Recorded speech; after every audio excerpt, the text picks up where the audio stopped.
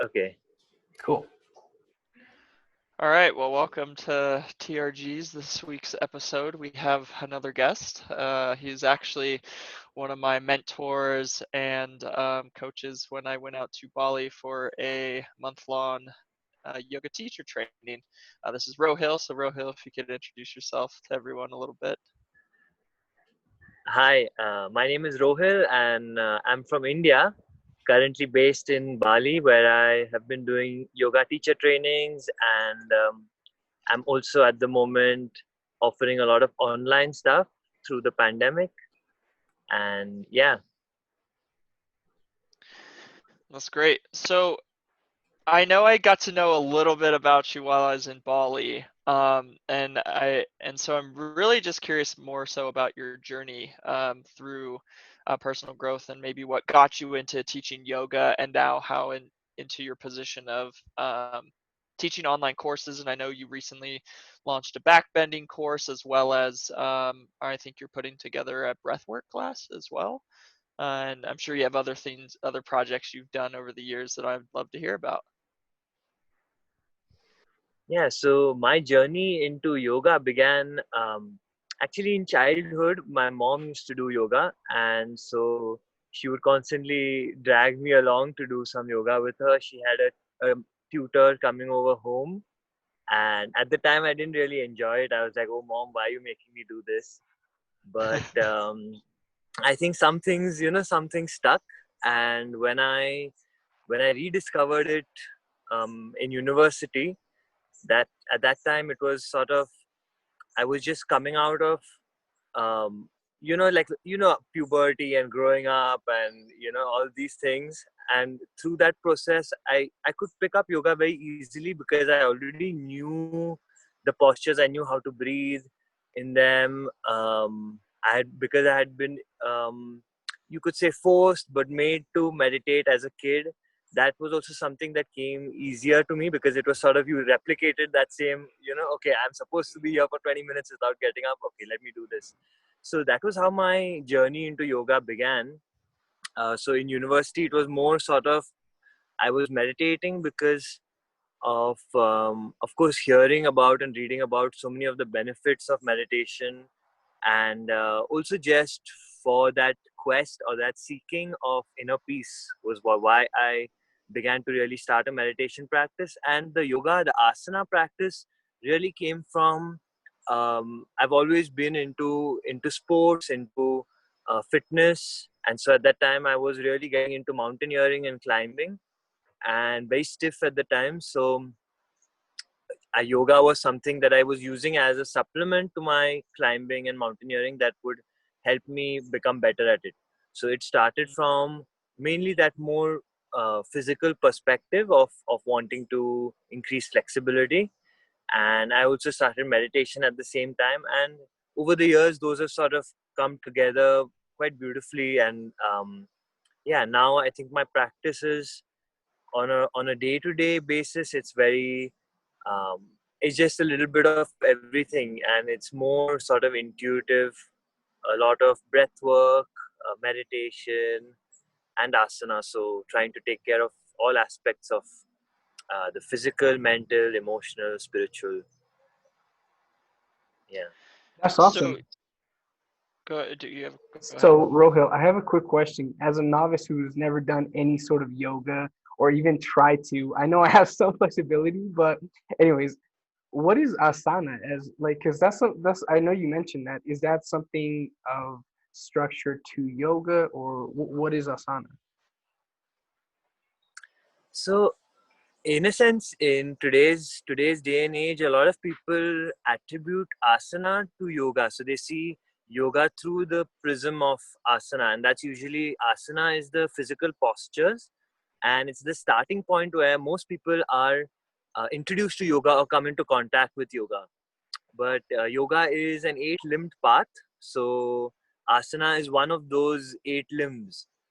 Meditation is another one of the eight limbs. Pranayam or breath work is another one of the eight limbs. Pratyahar, which is sort of learning to, it's sort of sense withdrawal, where we're trying to bring basically external reality that's coming through the senses. So how we perceive the world through our senses, we're trying to create a space between that perception of the world through our senses and our inner state of being. Wow. So for instance, suddenly something happens, for instance the pandemic, and you've lost your job and your external circumstances are changing rapidly, and similarly also your inner landscape begins to change and you feel sadness or you have a difficult moment in life. So it's sort of pratyahar is the practice of how to detach our inner state of being from our external circumstance. So that's another one limb. So in this way, there are 8 limbs on the path of yoga, and asana is one of the third limb actually, which a lot of people see yoga as only that, especially when they begin, because asana is something that is um, yeah, it's physical, so it's easily visible. You know what it is as a practice, and it's something that even people who are not interested in the more um, sort of in enhancing or their spiritual growth, they are still interested in asana as a fitness practice, and so that's usually what people come into touch with at first. Interesting. So how has your own practice kind of progressed over the years? Because at first you said how you were like kind of just forced into it, and now it's like almost like essential for you. Um, how has maybe getting into your own practice of not only the physical but the mental and the meditations and the breath work, how has that kind of shifted maybe your journey in terms of work or what you thought you'd be doing with your life? Yeah, so interestingly, even when I rediscovered yoga on my own in university, I would never have thought that I would be teaching it or that it would be so central to my life. It was always something that, okay, I want to do this because it will help me support whatever other endeavors or projects that I have. It's so I even after university, I was more actually interested in environmental work, and I wanted to do something for the environment. I went ahead and joined a policy think tank, like a research and advocacy, um, like a policy center, and they were basically studying energy policy. So trying to look at regulatory frameworks and also renewable energy efficiency in India. And so I was doing that work for about a year, and even after that, when I quit there, because I felt that I wasn't getting out of it the fulfillment that I was seeking. Somehow, even though I was doing something that I wanted to do, that I really was passionate about the environment, I just felt that it was an approach where we were sitting in four walls all the time in front of the computer without an actual connection to the nature that we were trying to save, and just listening and constantly reading and reading reports about all the things that are screwed up in the world, always in this sort of fight mode where you're trying to fight against these big corporations or people who are damaging the environment. And for some reason it just didn't resonate with me after a while. And so when I quit there and I said, okay, I want to take some time off to just to dive deeper into myself and just understand what it is I really want to do with my life, is when I went and I spent about a year, a few months in Mysore, few months in the Himalayas, where I just immersed myself into different practices, into yoga, meditation, breath work, and even post that, I didn't think I would become a yoga teacher. I actually was thinking of getting into permaculture and doing something more, in touch with nature. And so actually, I did a permaculture course and I went to stay on a farm. But long story short, that didn't really work out. And in the end, I came back to my hometown, back to my parents' house without any money. And the only skill set I had was the ability to teach yoga. So I was like, okay, let me just try a hand at this. And surprisingly, it worked well. It just took a few months to get started, and then a lot of people had good feedback, and there was things were rolling. And so that was sort of the point where I realized that, okay, this is something that I could I could develop, and it would allow me to travel the world, go to beautiful places. And the more and more I taught yoga, the more fulfilled I felt, because I could see some tangible result from what I was doing, rather than reading some policy research paper and publishing some paper where I don't know really what impact it's having on the world. Whereas this, I could see really that somebody's life was being impacted or changed, and how that was in turn changing their habits, the way they live, being more conscious, not only with their own health but also with the environment. And so I felt that this was for me a better way to serve to yeah. That's awesome, Rohil.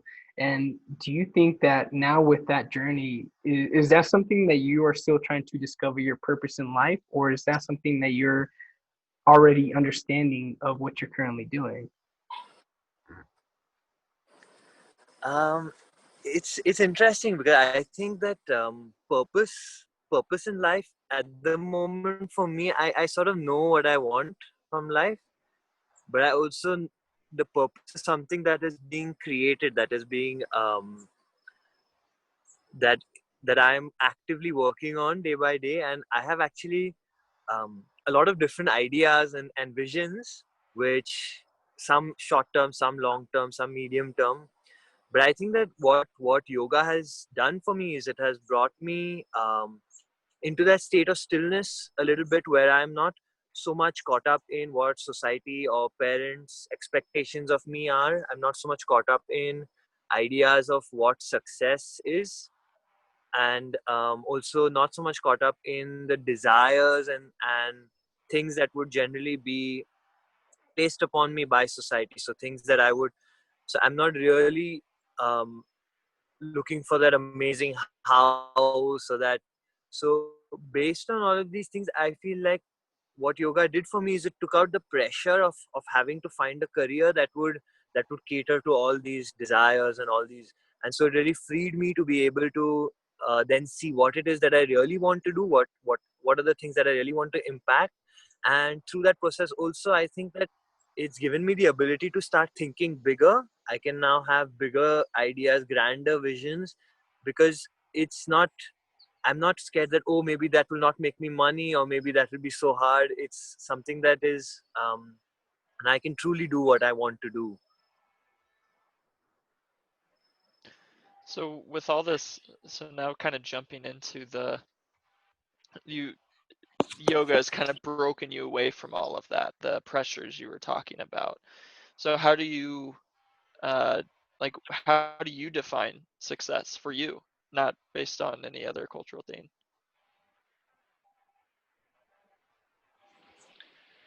I think um, something that I've been pondering on the last few days is that I believe that success is the ability to remain optimistic, to be, because it's sort of, success is a side effect of the ability to remain optimistic.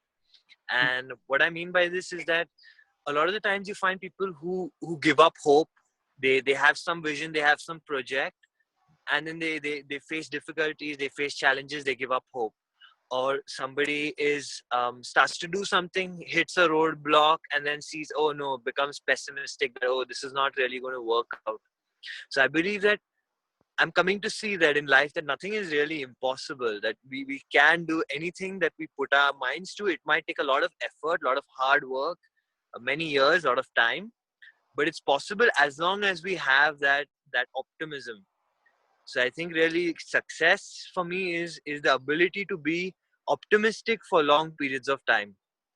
So it's to, and not, I'm not saying being over optimistic, where you're sort of thrown to fancies and have your head in the clouds a little bit, but optimism where you know what you're looking for, what you're going after, and you're willing to put in the time, and you're not going to be dissuaded or feel, have doubt based on just roadblocks or things that are not going well, or failures that come along the way. That's perfect. So I'm curious to know, like, or what was your opinion or your parents' opinion with the journey that you decided to take? Was there any sort of like pushback? Was there any sort of like advice given to them or from you to you, with what they have been through, or any inputs. I guess I just want to figure out how it was when you grew up and came into this journey, like making this decision for being a master of yoga. So my mom is always, like I said, I began yoga with her, and she's been into yoga, and also of late she's been doing a lot of qigong and learning Chinese medicine and Ayurveda. Mm. And so she was always quite supportive of me doing yoga, because it was something that she had experienced herself, and she knew what it was about. Even actually both my parents were super supportive. My dad, actually, when I was confused between doing yoga and getting into permaculture and working on a farm, he actually told me, what are you going to do on a farm? You'd rather become a yoga teacher. There's a lot more promise in that. And my dad is actually he owns a business research company, so he analyzes trends, and he has a lot of different clients around the world. And he's looking at, so basically, his from his perspective, he was like, okay, this was like 10 years ago. He was like, yoga is something that is booming. It's something that is becoming is going to be a really huge industry.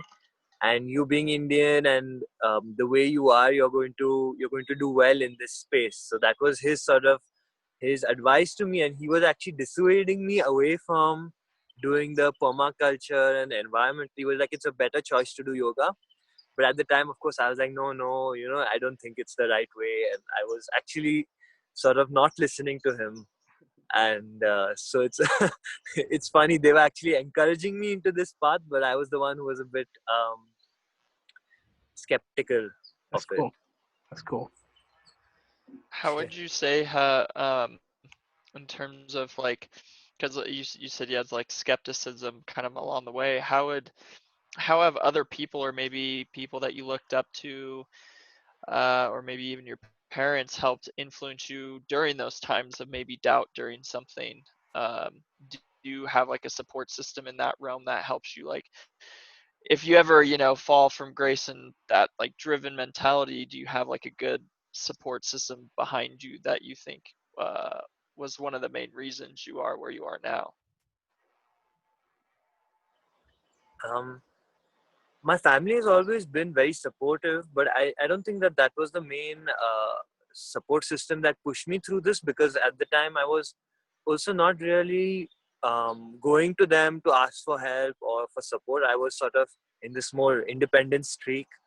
And so I would say, for me, my support system in times where, so there were times before yoga, and there were times even after I started to teach yoga, um, where I was super. So when I started to teach yoga, even though it was doing well, I was teaching in Pune, in a city in India. And basically I was doing multiple classes, a few private sessions, and I was traveling around the city. So I would spend a lot of my day in the car, stuck in traffic, traveling around on my bike, and then getting from one class to the other. And there was a moment where I was just like, what the hell am I doing? I'm just sitting in this traffic in the big city and just going from class to class.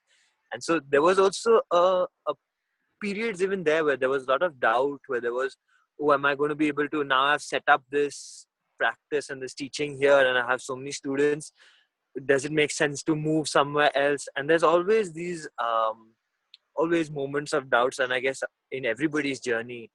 And I think for me the main thing was really meditation. And by practicing, I think just being able to sit silent every day for a few minutes would, even if I was feeling going through a period where I was a bit low and I was with a lot of self doubt, just that 20 or 30 minutes of meditation every day gave me like that 30 minutes of clarity. It's like, that oasis in a desert. You have that little bit of clarity where suddenly your fears are not overwhelming you.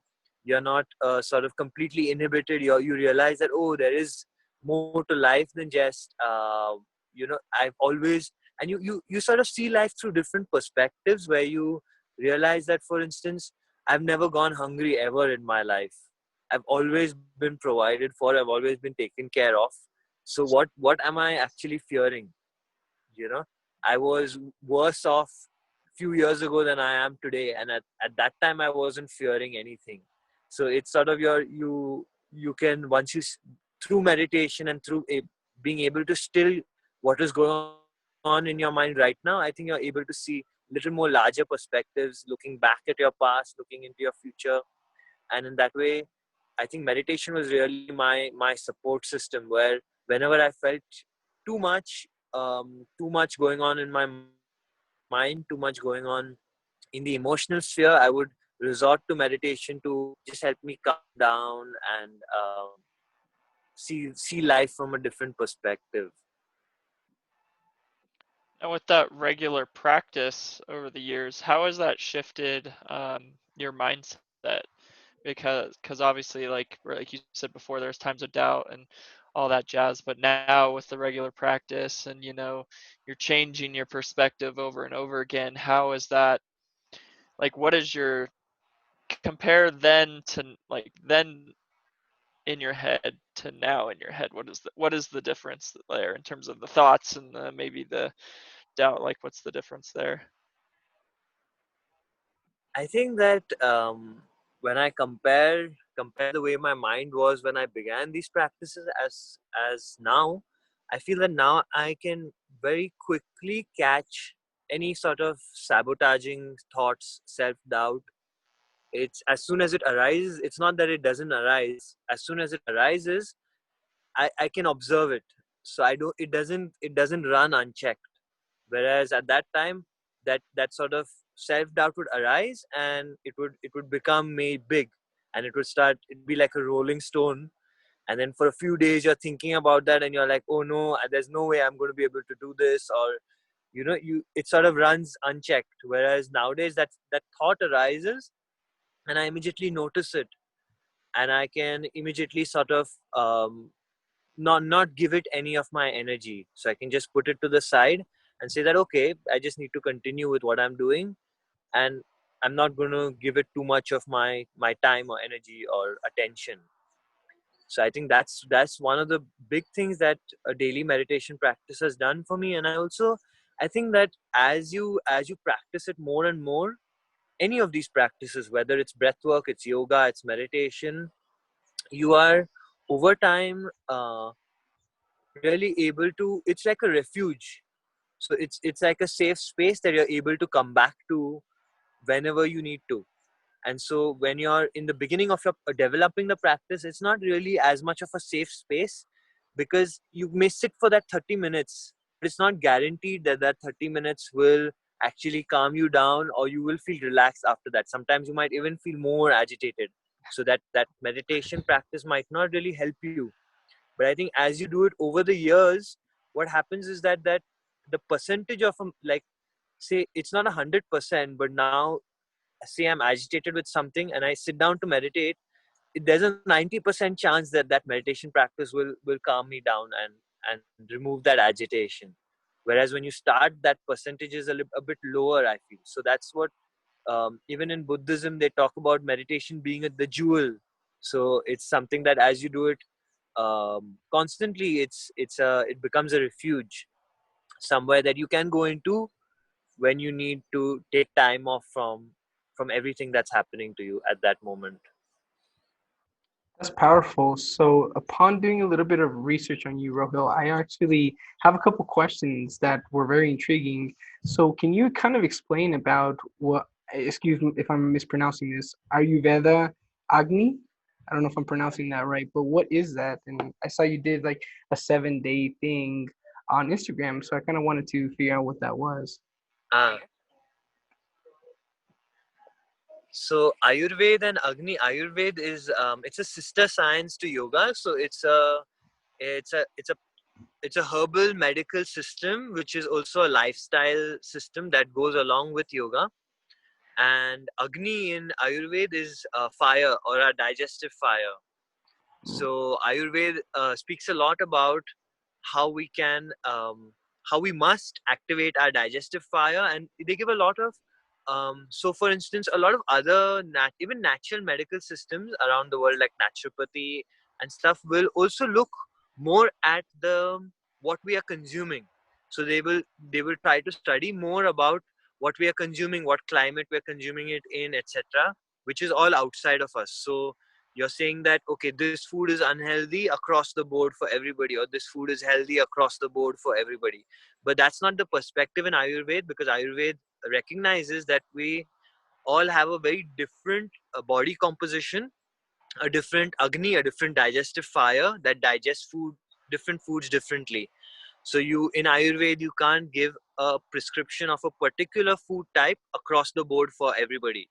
So yeah, that was a challenge that I did on Instagram, was to sort of highlight some of these philosophies in Ayurveda.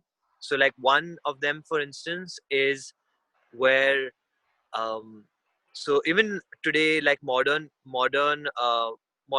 medicine has found that our gut microbiome has about 4.5 billion bacteria in the gut.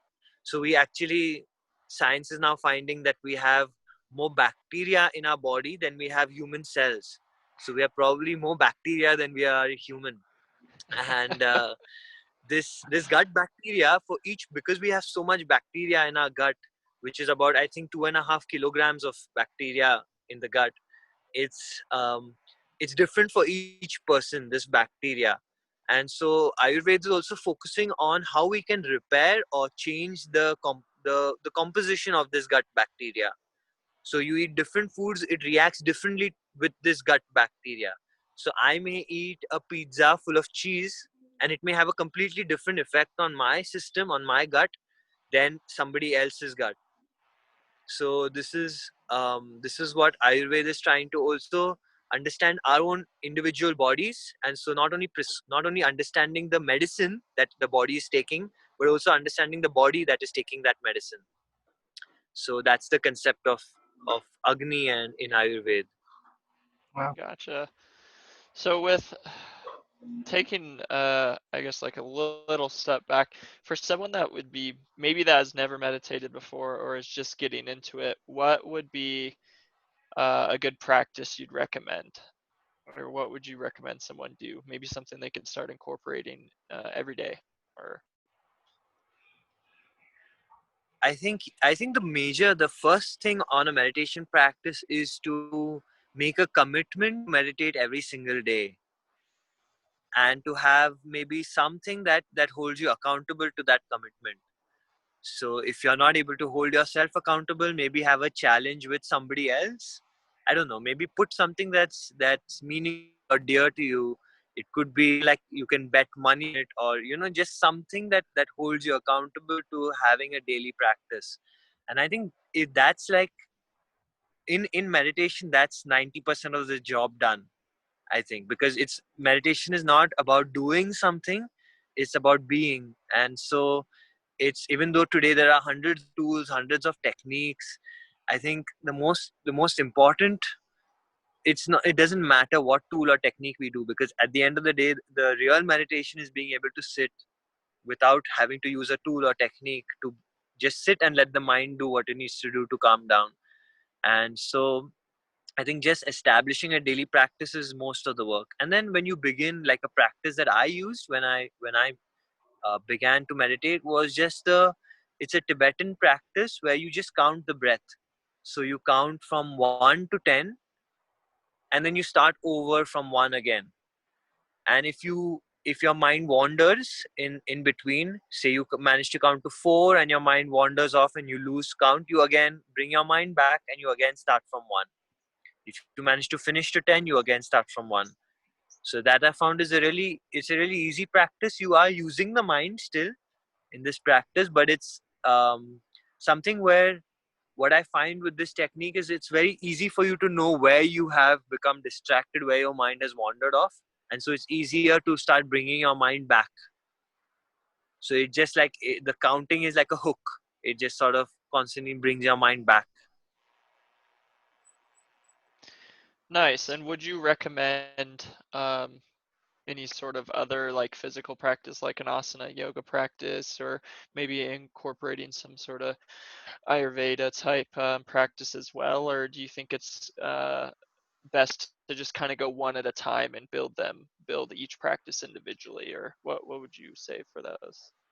According to the yoga method, it's always good to do them together. So when you do an asana practice, it's much easier to sit down in meditation after an asana practice, or even sometime later on in the day, because you're sort of, once your physical body is opened up, it's you actually feel a lot less restless, and also a lot more still, an ability to sit for longer Mm, once you've done an asana practice, because that energy that, and this holds true, I believe, even for other kinds of movement or physical exertion exercise. If you do some other kind of physical exercise or movement, also has a positive benefit on meditation. You can really find yourself able to sit still for longer. Also, breath work really helps, but a lot of people also still find it difficult to sit down for, say, half an hour and just do breath work. That also takes a little bit of already the mind to be a little bit more calm to be able to access that. But I think, yes, definitely doing these together is beneficial. Even though in the more traditional format, the way they would teach you, they would first teach you an asana practice and then progress you on to doing breath work after a couple of years, and then after that meditation. But I think we don't really have the time today. Most of us don't have the time to go through this longer process, and we are already have overstimulated, have too many things on our agenda, too many things to do, to complete, to accomplish. And I think in that sense, because our normal day-to-day life is overburdened and too many things, we also, our spiritual practice also in some ways, to be effective, needs to mirror that, where it's also a little chaotic, and we're doing a lot of different spiritual practices, uh, asana, meditation, breath work. So I think yeah. And I think to really begin with a meditation practice, it's important to maybe take some time off, do a silent retreat where you go off for 10 days. And I think this really helps to deepen meditation practice and sort of allows you to absorb that practice into your life, into your lifestyle, where it's still a bit of a, it gets a lot easier once you do a 10-day silent retreat than to be able to sit and meditate. mm. Similarly, if you wanted to go deep into a yoga practice, doing a 15-day intensive or a 1 month yoga teacher training, it really then helps you to form a routine, and you sort of understand the practice much better to be then able to practice on your own. And the same applies for meditation or breath work. So I think something intensive to begin with is really recommended. Would you say now that you've given yourself all the space and the time you needed to establish your practice, do you find yourself kind of staying away from the hustle and bustle of the other world, and similar like where you're at right now, you're in the middle of a beautiful forest at the top of a mountain you were showing us before. So I guess that kind of answers my question, but do you find yourself taking more time to deepen your own practice even after uh, you've established your practice over the years? Yeah, I do believe that it's something that's still required every once in a while. So ideally for me, I would love to be able to take close to a month off every year, a month at least, so 1 or 2 months off, where I can just immerse myself in my practices, and I'm not really concerned too much with working or any of my projects. So to have that space and that time, because sometimes when we have these projects, we think that, oh, there's no way it's going to keep running without me giving my full attention or time to it. But I think I'm a lot better off throughout the entire year if I do take that 1 or 2 months off. So it's something where it also allows me to then give more to my work. I think it's the same principle on a smaller scale. If we are working 7 days a week, 10 hours a day, you're sort of going towards a burnout. You do need that 1 or 2 days in a week to just relax and sort of recover, recuperate. And I think in the same way, in a year, if you have a month off, it can be an amazing practice that can enhance your ability to think clearer, to um, really hone your own vision for your life. Damn. Well, that's kind of answers a lot of my questions. Do you know, this might be a good question. With that, how have you seen, because it seems like you do, take care of yourself and you take that time to, and you give yourself that break you need to then dive back into other projects. How has that impacted your own projects? Like, how has that benefited you in, I guess, sort of a productivity kind of way, taking that time away? So I think that actually when I have been, and it's not always easy to take the time off, because it's never a good time to take time off. There's always things happening, and always new projects and new ideas and new. But whenever I have managed to take the time off, what I have realized is that I actually get a lot more breakthrough ideas, something I'm struggling with, something that's maybe not going so well. In my time off, I really can sit back without any of that pressure, because I'm like, okay, I'm not doing anything. Come what may, I'm putting off my phone, and I'm not going to get stressed out by whatever's not working in my current projects or etc.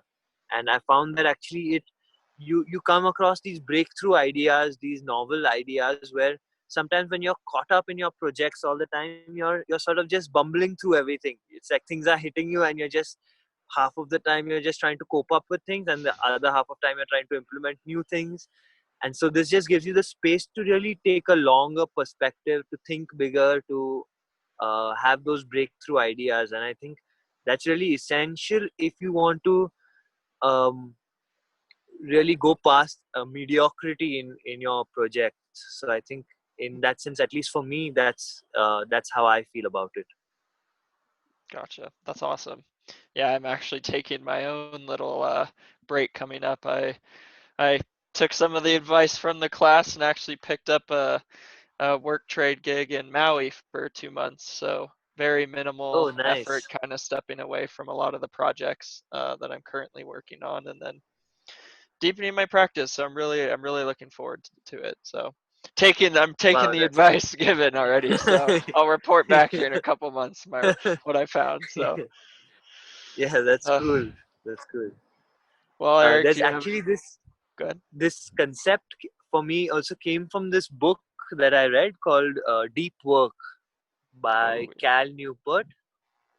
And he talks about this sort of monastic deep work, where he speaks about it not from this same perspective, but he talks about how if you really want to work on something that you think is a breakthrough idea or a breakthrough vision, you do it in a way that you say take 1 or 2 months off where there's nothing else to disturb you. And he gives the examples of a lot of people who have, say for instance, when Charles Darwin came up with the theory of evolution, he was in this sort of monastic space. Carl Jung as well. Even if you look at more contemporary authors or thinkers like Yuval Noah Hariri, the guy who wrote *Sapiens*, and he also mhm. has he actually does vipassana meditation, and he takes a minimum of 1 month in complete silence, isolation a year. Wow. So this was a concept that actually it sort of I picked up from this book, and then I realized that it's sort of this monastic deep work idea is very much in I would say in it it it runs in the yoga philosophy, and where they also say, okay, you should take a month off in silence a year. So it's a similar concept that has parallels in yoga philosophy, in Buddhist philosophy. So Mm, I'm trying to implement more of that into my life as well. That's that's really cool. cool. I definitely have to implement that as well. Take a month break, chill in the mountains, relax, with my dogs. So no, Yeah. I really that's awesome, man. I mean, I don't have any other questions to really ask you, Dylan. Do you have anything that you'd want to learn from Mr. Rohill?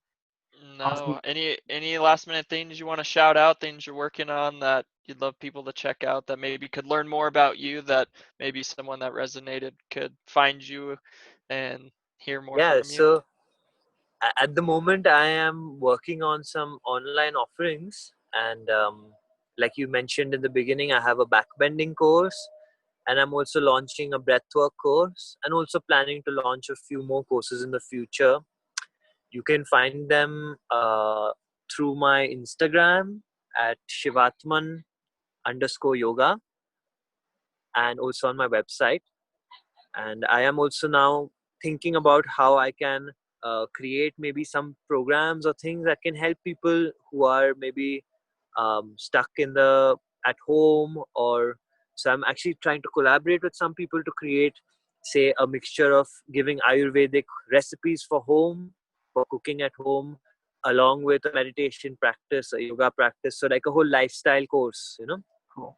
so That's like an awesome. online lifestyle course which I can make affordable for people, and then more people can pick it up. Because I really do feel at this time, and I've been seeing a lot of people around me who were caught up in their jobs, were scared of quitting their old jobs, and now suddenly they've lost their jobs, and they've started to do projects or started businesses that they've always wanted to do but were fearful of doing. And so I see a real transformation where a lot of people are now really beginning to think into what how they want their life to be post this, because the pandemic has really put a full stop on a lot of people's old lives. And so they Totally. have suddenly have the time, the same concept of deep work that I'm speaking of, where suddenly this is a moment of deep work for everybody, where everybody is sort of suddenly being forced to take time off and reflect and think. And I think even though many are in a lot of difficulty, I think a majority of people will come out in the long term from this, having taken positives from this whole situation. Yeah, definitely. Been definitely a needed forced break. Nonetheless, I'm curious to see Yeah, what happens after everyone has breathed a little and everything has calmed down, to see what um, how everything kind of changes, because there's a lot of stuff going on that are going to have yeah, lasting changes after it all. Uh, for sure. Yeah, yeah. but cool. Well, thank you so much for Cool. coming on. Yeah. Glad to hear Thank from you. you. I hope everyone that listens goes and checks out his stuff. His backbending course is awesome. I've been doing it myself. Will highly recommend it. um, and in other news, that was this week's episode. We'll catch you guys on the next one. Thanks. Awesome. Thanks, Rohil. Thank Bye you. Thanks, Thank you. Rohil. bye. The opposite.